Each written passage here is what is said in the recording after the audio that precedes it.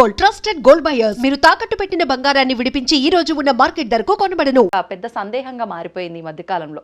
ఎలా అమ్మా అసలు ఈ అక్షతలు కలిపే విధానం ఎలా ఉండాలి, అక్షతలతో పూజ చేసే విధానం ఏ రకంగా ఉండాలో తెలియజేయండి. తప్పకుండా నాన్న, ఇది ఇప్పుడు జనరేషన్కి నిజంగా క్వశ్చన్.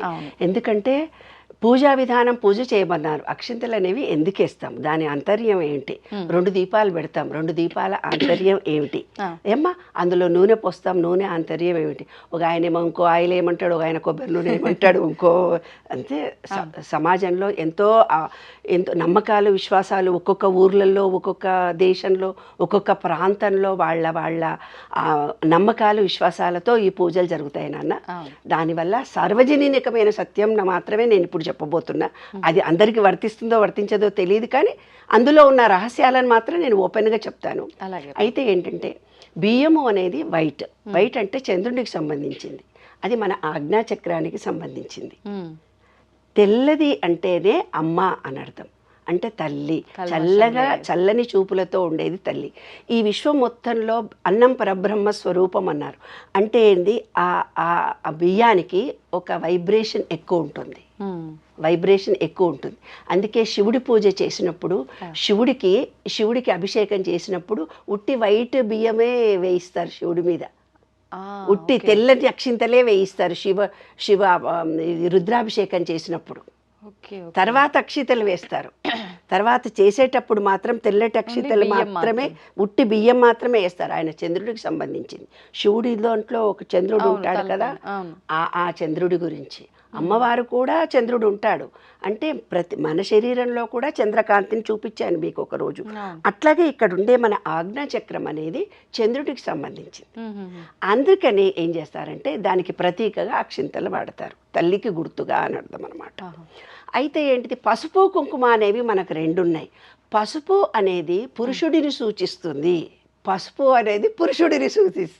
కుంకుమ అనేది స్త్రీని సూచిస్తుంది.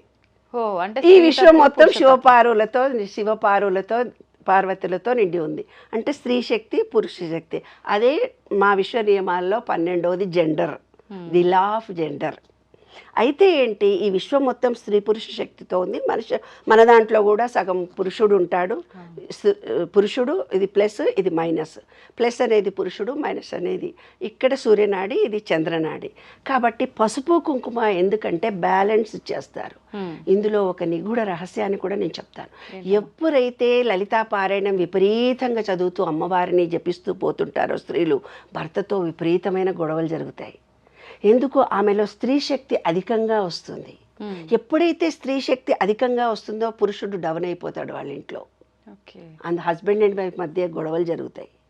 కాబట్టి ఎవరైతే లలితా పారాయణం చేస్తారో ఎక్కువ శివార్చనలు కూడా ఖచ్చితంగా చేయాలి. అందుకే చూడు, విష్ణు పూజలు చేసినప్పుడు, విష్ణు సహస్రనామ చదివినప్పుడు లక్ష్మీ చదవమ్మా మర్చిపోతావేమో అని అంటారు. అంటే ఈ విశ్వం మొత్తం స్త్రీ పురుష శక్తితో ఉంది, మనలో కూడా స్త్రీ పురుష శక్తి ఉంది. మనం ఏ దేవుణ్ణి ఎక్కువగా కొలుస్తున్నామో ఆ శక్తి మనలో విజృంభిస్తుంది. మనం లలితా పారాయణం ఎక్కువ చదవడం మూలంగా మనలో స్త్రీ శక్తి అధిగమిస్తుంది.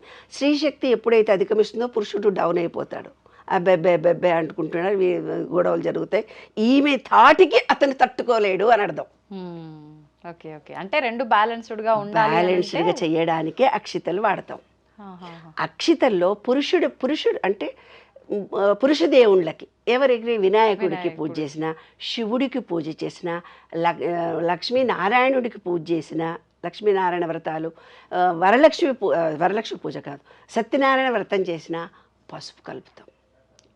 ఓన్లీ పసుపు అంటే పురుష దేవుళ్ళకు పూజ చేసినప్పుడు పసుపు కలుపుతాం, స్త్రీ దేవతలకు పూజ చేసినప్పుడు కుంకుమ కలుపుతాం. అది శాస్త్రం.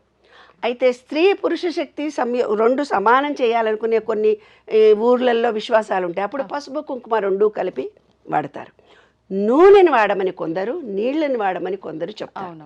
నీరు అనేది మన స్వాధిష్టాన చక్రం, నీటితో కలిపినా ఒకటే ఫలితం ఉంటుంది, అంటే అందరితో అన్యోన్యతాభావాన్ని పెరుగుతుంది నీరు కలిపితే.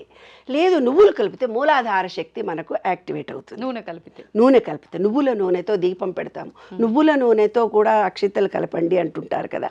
నువ్వుల నూనెతో వేసి కలిపినప్పుడు, అందుకే చూడు పెళ్లిళ్ళల్లో తలంబ్రాలు ఒకళ్ళ మీద ఒకళ్ళు పోసుకుంటారు, అంటే స్త్రీ పురుష శక్తిని ఈక్వల్ చేయడానికే తలంబ్రాలు.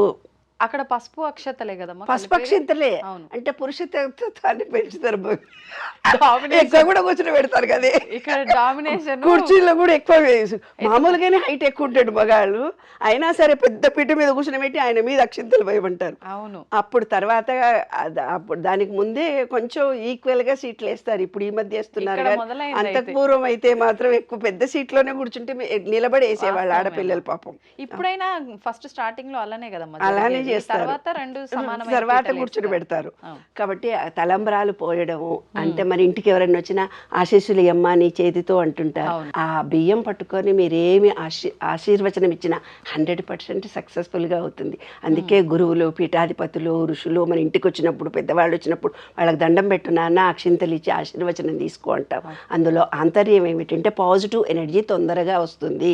అమ్మ ఇప్పుడు భగవంతుడికైతే స్త్రీతత్వానికి ఒక రకంగా, పురుషతత్వానికి ఒక రకంగా, లేదు రెండు కలిపి అంటే ఈ రకంగా వాడదాం అనుకున్నాం. వివాహానికైతే పసుపు. మరి ఇప్పుడు ఇంకా కొన్ని అంటే ఫంక్షన్స్ జరుగుతూ ఉంటాయి, శారీ ఫంక్షన్స్ అని, లేకపోతే పిల్లల స్త్రీలకు పుట్టినరోజులని. అవన్నిటికీ కూడా కుంకుమనే. అంటే మనం ఇక్కడ స్త్రీతత్వానికి పురుషతత్వానికి ఎలా అక్కడ వాడుతున్నామో ఏమీ లేదు, అలాగా? ఓన్లీ కుంకుమనే. ఎందుకంటే సక్సెస్ఫుల్ గా జరగాలంటే శక్తి కావాలి. శక్తి లేకపోతే పూజ జరగదు. శక్తి అంటే అమ్మవారు. పురుషుడు ఎప్పుడైనా కొంచెం నేను స్త్రీ శక్తే ఎక్కువ. అందుకే నేను ఇందాక చెప్పింది, లలితాపారాయణ ఎక్కువ చదివిన వాళ్ళకు స్త్రీ శక్తి అమోఘంగా వచ్చి అనే శక్తులు పెరుగుతాయి. అందుకని పురుషుడు డౌన్ అయిపోతాడు. అందుకనే ప్రతి దాంట్లో కుంకుమనే ఎక్కువ వేయడం ప్రాధాన్యత. అమ్మ మరి ఇప్పుడు అక్షతలతో పూజ చేసేటప్పుడు కూడా ఖచ్చితంగా అక్షతలు ఎంత పొదుపుగా మనం గనక పూజలో వాడితే అంత ఉత్తమము అని అంటూ ఉంటారు. వృధా చేయకూడదు. కాదు నాన్న, కొన్ని అక్షింతలే కలుపుకుంటారే బాబు. అవి పూజల్లో అష్టోత్తరం చదువుతున్నప్పుడు కొన్ని వేసేసరికి అయిపోతే మళ్ళీ కలపాలంటే మళ్ళీ వెళ్ళి కలుపుకొని రావాలి. అందుకని రెండు వేసినట్టుగా మరీ కిలోలు ఎక్కువ తక్కువ వేయకండి అని చెప్పడం. తర్వాత ఏం చేస్తాము, 2 దీపాలు పెడతాం. 2 దీపాలు పెట్టడంలో తాటక ప్రక్రియ అంటే మన బాడీ అంతా డల్గా ఉంటుంది. పూజ చేసుకోవడానికి ముందు డల్గా ఉండకుండా అగ్నిహోత్రం అంటే నువ్వుల నూనె కానీ నెయ్యి కానీ వేసి 2 దీపాలు వెలిగిస్తాం. అంటే ఇది ఒత్తులు మన చేతితో ఇలా చేసి 2 ఒత్తులు వేసి వెలిగిస్తాం. అంటే 2 కళ్ళకి ఆ 2 జ్యోతులు వెలగడం మూలంగా ఆజ్ఞా చక్రంలో ఏమైనా బ్లాకేజెస్ ఉంటే ఓపెన్ అవుతాయి. మన మణిపూరక చక్రంలో డైజెషన్ కెపాసిటీ ఎప్పుడైతే ఉండదో అటువంటి వాళ్ళు పూజా గదిలో చాలాసేపు కూర్చుంటే అందుకే మన బొడ్డు కింద చీర కట్టుకోవాలని శాస్త్రం. ఆ బొడ్డుకు వెలుతురు దీపం వెలుతురు మన బాడీకి తగిలి డైజెషన్. ఎందుకంటే స్త్రీకి వాతతత్వం తొందరగా వస్తుంది, అంటే వేడి తత్వం చాలా తక్కువ ఉంటుంది అన్నమాట. డెలివరీ టైంలో, పీరియడ్స్లలో హార్మోనల్ చేంజెస్ వల్ల మనకు వాతతత్వం ఎక్కువ. అందుకే మోకాళ్ళ నొప్పులు తొందరగా వస్తే, కూర్చుంటే లేవలేమని ఒక డెలివరీ తర్వాత కాగానే వీక్ అయిపోతారు ఆడపిల్లలు. దానికోసం అగ్నిహోత్రుడికి దగ్గరలో, అగ్నిహోత్రుడు అంటే హోమాలు చేయడము అనుకుంటారు. హోమము అనేది మన బాడీలో జరిగే హోమమే. అది కూడా అది వేరు. 7 యజ్ఞాలు జరుగుతాయి మన బాడీలో 7 యజ్ఞాలు జరుగుతాయి రోజు. అదే అగ్నిహోత్రం అని భగవద్గీతలో చెప్పారు. ఇప్పుడు వీళ్ళు ఏమనుకుంటారు, బయట చేసే హోమము ద్రవ్యాలు అని అనుకుంటారు. కాదు, మనం రోజు ఒక యజ్ఞం చేస్తూనే పోతుంటాం. అది 7. ఇంకో సందర్భంలో నేను చెబుతాను. ఇప్పుడు ఏమిటిదంటే, ఇప్పుడు 2 దీపాలు పెట్టి చూసినప్పుడు 2 కళ్ళకి ఆ వెలుతురు జరిగి మన మణిపూరక చక్రము, ఆజ్ఞా చక్రము ఓపెన్ అవుతాయి. తర్వాత 2 దీపాలు పెట్టిన తర్వాత ఫస్ట్ పసుపు కుంకుమ 2 దేవుళ్ళ మీద వేస్తాం, అవునా? తర్వాత గంధం వేస్తాం. గంధం వేయడంలో ముఖ్య ఉద్దేశం మన మూలాధార చక్రం 3 చుక్కలు ఓం శ్రీ కేశవాయ స్వాహ అనే ఆ ఒక్క నీళ్ళల్లో ఆ మంత్రం చదవగానే మన హార్ట్లో శ్రీమన్నారాయణుడు ప్లేస్ ఇది, అది ఓపెన్ అవుతుంది. ఓపెన్ అయిపోయి 3 చుక్కల నీళ్లు తాగగానే మన బాడీలో ఎసిడిటీ కిందికి వెళ్ళిపోతుంది. అప్పుడు మళ్ళీ చేతులు కడుక్కొని మనం పూజ చేస్తాం. పువ్వులు వేయమ్మా అన్నారు. పువ్వులు అంటే కాడ తీసి వేయాలి. అది ఆకాశతత్వానికి సంబంధించింది. కాడ తీసి వేసేసి పువ్వును దేవుడికి వేస్తున్నాం. కాడ ఎందుకు తీస్తున్నాము అని అంటే దేవుడికి కుచ్చుకుంటుందమ్మా అని అక్కడ చెప్పారు. కాదు, మన విశుద్ధి చక్రానికి సంబంధించింది పువ్వు కాడ తీసి దేవుళ్ళకి వేయమంటే అందరు కూర్చొని ఆడవాళ్ళందరూ పూలు అన్ని కాడాలు తీసి అతపడేస్తారు. బయటకు వచ్చినాక ఆ అమ్మ గట్ల చేసింది, ఈ అమ్మ ఎట్లా చేసింది అని క్రిటిసిజం చేసి మాట్లాడతాం. స్త్రీలు కానీ పురుషుడు కానీ కాడ లేకుండా పువ్వును దేవుడికి వేసినట్టుగా మృదు మధురమైన మాటలు మాట్లాడాలి. కఠినమైన మాటలు మాట్లాడితే అది గుచ్చుకుంటుంది హృదయంలో అని చెప్పడానికి ప్రతీకతో కాడ తీసి దేవుడికి పూజ చేయమన్నారే బంగారు.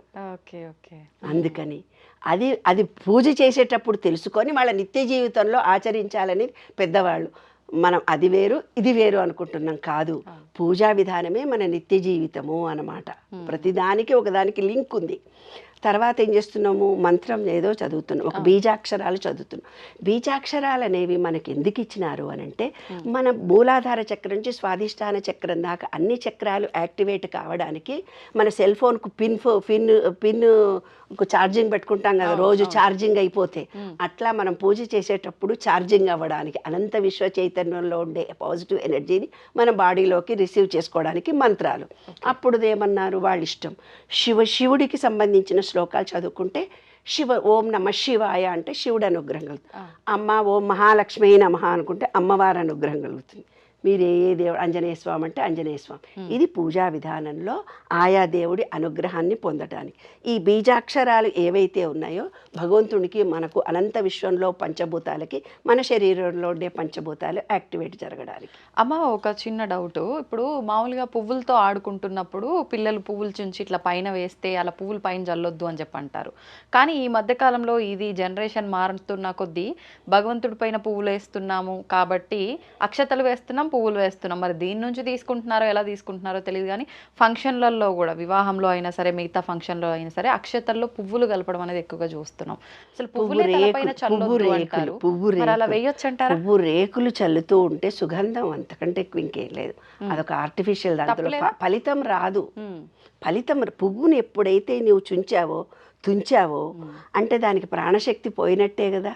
ఒక పువ్వు ఈ విధంగా వేసినప్పుడు అంటే ఒక మాట మనం తుంచినట్టుగా మాట్లాడతామే, అబ్బా ఆమె మాట తుంచినట్టుగా మాట్లాడుతుంది, ఆ మాట బాగలేదు అంటే మనం ఎన్నో సందర్భాల్లో రోజు వింటుంటాం. అంటే పువ్వును తుంచినప్పుడు ఎలాగైతే తుంచినట్టుగా ఉంటుందో మన మాట అలా తుంచినట్టుగా ఉండకూడదు.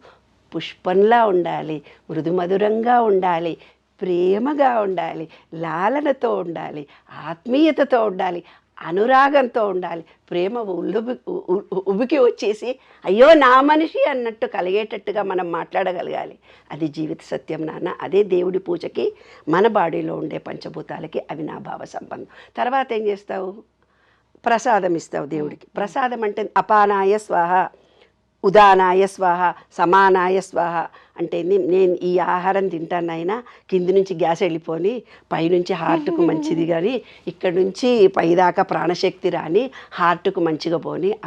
వ్యానాయ శరీరం మొత్తం చక్కగా గాలి ప్రసాదించమని ప్రసాదం ఇచ్చావు. ప్రసాదం తర్వాత హారతి ఇస్తున్నాను. హారతి ఇవ్వడం అంటే ఏంటిది, మనలో ఉండే ఆత్మ విశ్వ చైతన్యంలో ఆత్మ పరమాత్మ లౌకికంగా కలిసిపోవడము. అక్కడ నువ్వు ఒక అగరబత్తి వెలిగిస్తావు, పూజ చేసే ముందు 2 అగరబత్తులు వెలిగిస్తావు. అగరబత్తి అనేది మన హార్ట్కి సంబంధించింది. ఎక్కడి నుంచైనా దూరం వాసన వస్తే అబ్బా ఏదో మంచి వాసన వస్తుంది అని అనుకుంటాం కదా నాన్న. అంటే మన హార్ట్ చక్రానికి సంబంధించింది అగరబత్తి అనేది, సుగంధానికి సంబంధించింది. అంటే మన మాట ఎలా ఉండాలంటే ఇక్కడ మాట్లాడిన దేశవ్యాప్తంగా ప్రచారం అయ్యేటట్టుగా అందులో ఎనర్జీతో కూడుకొని ఉండాలి, ప్రేమతో ఉండాలి, ఒక కృతజ్ఞతతో ఉండాలి. అదే అగరబత్తి. హారతి అనేది ఆత్మకి పరమాత్మకి మొత్తంకి కలిపేసుకుని ఏకత్వాన్ని పొందడం. నాయన నేను మొత్తం నీవే నేను అంటే ఈ విశ్వమంతా పరమాత్మనే, నేను నాలో ఉన్నది పరమాత్మనే, బయటున్నది పరమాత్మే, ఏకత్వాన్ని పొందడము. అది చివరికి. తర్వాత చప్పట్లు కొట్టి దండం పెట్టుకొని మీ కోరిక చెప్పుకొని బయటకు వచ్చేస్తారు. అంతే.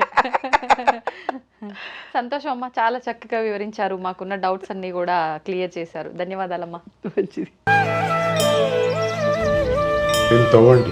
తవ్వుతూనే శివలింగం సరే దాన్ని అట్లా కప్పేసేయండి, చూపించదండి. Is there.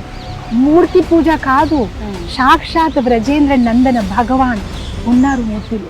ఏమీ ఆశించకుండా ఆరాధించే వాళ్ళు కూడా ఉన్నారా ప్రభుజీ? నిజమైన భక్తి అంటే మనకు తెలియదు కాబట్టి